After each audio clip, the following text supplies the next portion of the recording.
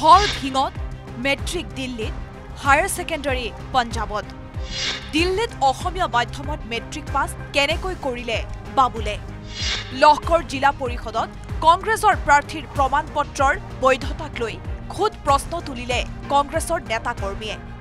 দিল্লী আৰু পঞ্জাৱৰ ভুৱা প্ৰমাণপত্ৰৰে ঢিঙৰ লহকৰ জিলা পৰিষদৰ প্ৰাৰ্থী বাবুল আলীয়ে মনোনয়ন দাখিল কৰাৰ অভিযোগ তুলি শীঘ্ৰেই এই মনোনয়ন পত্ৰ বাতিল কৰাৰ দাবী তুলিছে বিভিন্ন দল সংগঠনৰ লগতে ঢিঙৰ বহু ক্ষুব্ধ কংগ্ৰেছীয়ে কংগ্ৰেছ দলে যিজন ব্যক্তিক টিকেট প্ৰদান কৰিছে হয়তো সি যোগ্য প্ৰাৰ্থী নহয় আমি শুনিব পাইছো বহুতো যোগ্য প্ৰাৰ্থীয়ে কংগ্ৰেছৰ টিকেট বিচাৰিছিল কিন্তু তেখেতসকলক দিয়া নাই নিদি পেলাই এজন অযোগ্য ব্যক্তিক ভুৱা ও ভিত্তিহীন ডকুমেণ্টছ পাৰ্টি সাৰ্টিফিকেট থকা ব্যক্তিক কংগ্ৰেছে টিকেট প্ৰদান কৰিছে কিন্তু দুখৰ পৰিতাপৰ বিষয় সি কেনেকৈ যে নমিনেশ্যন দাখিল কৰিলে ভুৱা ও ভিত্তিহীন ডকুমেণ্টছ দি পেলাই সেইটো আমি এতিয়ালৈকে বিবেচনা কৰিব পৰা নাই বাবুল আলী এজন ফ্ৰড উল্লেখ্য যে কংগ্ৰেছৰ এগৰাকী সাংসদক বৃহৎ পৰিমাণৰ ধন দি ঢিং জিলা পৰিষদত টিকট ক্ৰয় কৰাৰ অভিযোগ উঠা বাবুল আলীয়ে 2006 চনত দিল্লীৰ অখিল ভাৰতীয় শিক্ষা পৰিষদৰ পৰা অসমীয়া মাধ্যমত মেট্ৰিক পাছ কৰা দেখুৱাইছে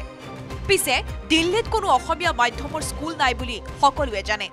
আনহাতে পঞ্জাৱৰ মহালী শিক্ষা সংসদৰ পৰা বাবুলে হায়াৰ ছেকেণ্ডাৰী পাছ কৰা দেখুৱাইছে যদিও পঞ্জাৱত মহালী শিক্ষা সংসদ নামৰ কোনো বৰ্ডেই নাই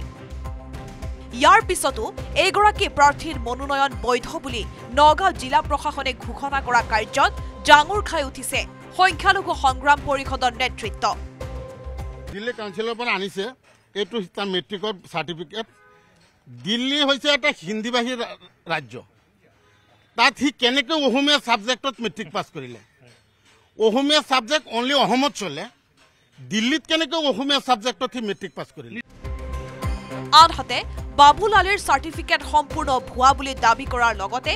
ঢিঙৰ বিভিন্ন অপৰাধৰ সৈতে বাবুল আলীৰ পৰিয়াল জড়িত বুলিও দাবী কৰিছে ঢিং যুৱ সমাজ নামৰ সংগঠনটোৱে এখেতসকল হৈ গ'ল মাতাব্বৰ মানুহ চৰৰ মাতাব্বৰ মানুহ এখেতক যদি ইয়াৰ নমিনেশ্যন কংগ্ৰেছে মনোনীত কৰিছে এনেকা এজন কেণ্ডিডেটক যিজনে নেকি যদি প্ৰতিনিধিত্ব কৰে আমাৰ তাত আমি আমাৰ অনুভৱ হয় চহৰ অঞ্চলত আৰু অন্য কোনো মানুহ এতিয়া মাইনৰিটি মানুহ তাৰ পৰা গুচি আহিব লাগিব তেখেতৰ এনেকা গুণ্ডা বাহিনী যিকোনো কথাতে দা লাঠি লৈ এইবিলাক লৈ ঘূৰি ফুৰে ইপিনে বাবুল আলীৰ প্ৰাৰ্থিত্ব বাতিল কৰাৰ দাবী তুলিছে খুদ কংগ্ৰেছৰে নেতা কৰ্মীয়ে নগাঁও জিলা আয়ুক্তক শীঘ্ৰেই বাবুল আলীৰ প্ৰাৰ্থিত্ব নাকচ কৰাৰ দাবী তুলিছে ঢিং কংগ্ৰেছৰ একাংশ নেতা কৰ্মীয়ে ইয়াত দুটা ৱেবছাইট দিয়া আছে এই ওপৰত যিটো ৱেবছাইট এইটো ফেক ৱেবছাইট বনাই লোৱা ৱেবছাইট এইটো তাৰ নিজৰ পাৰ্চনেল ৱেবছাইট আৰু তলত যিটো ৱেবছাইট দিয়া আছে এইটো ৱেবছাইটত গ'লে তাৰ এইটো ডকুমেণ্টছ ভিত্তিহীন বুলি দেখুৱাব আৰু ওপৰত যিটো ৱেবছাইট এইটো সেই ৱেবছাইট বনাই লোৱা ৱেবছাইট ফেক ৱেবছাইট এইটোত গ'লে তাৰ হেৰিটো দেখুৱায় ডকুমেণ্টছটো প্ৰুফ বুলি দেখুৱায়